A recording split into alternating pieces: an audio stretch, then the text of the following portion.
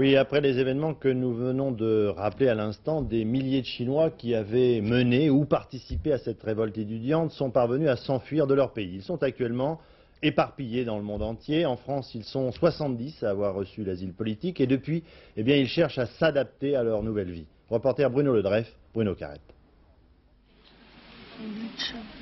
Il y a un an, elle pleurait les morts de la répression chinoise. Professeure, elle a vu certains de ses étudiants mourir sous les balles du 27e régiment.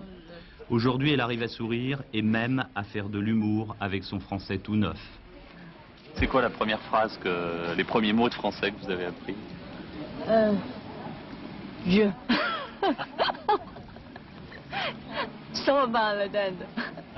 Youshou a dû fuir Pékin, puis la Chine. Comme tant d'autres, elle avait parlé, manifesté, dit son désir de plus de démocratie, de plus de liberté. Réfugiée en France, elle écrit un livre pour essayer de comprendre. Mais oublier, ça, elle ne pourra jamais. Loin de Tiananmen, l'armée avait déjà tiré. On était de plus en plus tendus.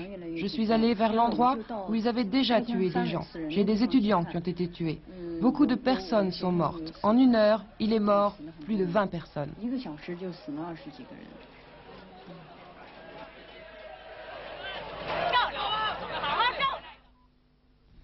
Lui n'était pas dans la rue. Pourtant, il a également dû fuir la Chine. Là-bas, il travaillait chez Stone, une entreprise privée de micro-informatique, vitrine de la nouvelle politique économique chinoise, 2 500 000 $ de chiffre d'affaires en 88. Comme tous les cadres de Stone, il soutenait le mouvement étudiant. Mais il nous dit qu'il retournera en Chine. Là-bas, on a besoin de moi, affirme-t-il. Mais il faut attendre que le gouvernement change. De toute façon, ça finira par arriver. Et il conclut, ce n'est qu'une question de temps.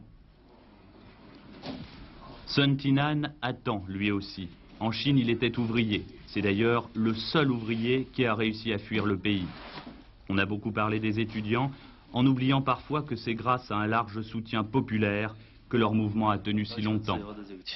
J'ai soutenu les étudiants car je partageais leurs revendications pour plus de démocratie et plus de liberté. Ouvrier en Chine, ouvrier en France. À ses heures de loisirs, Sun Tinan apprend le français, mais sans cesse, il pense à sa famille. Je pense beaucoup à ma famille, à ma femme, à mon fils.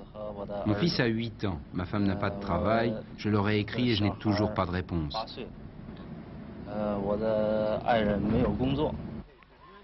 Ce soir, Youshou, l'intellectuel, Yingke, le cadre, et Sun Tinan, l'ouvrier, manifesteront ensemble à Paris.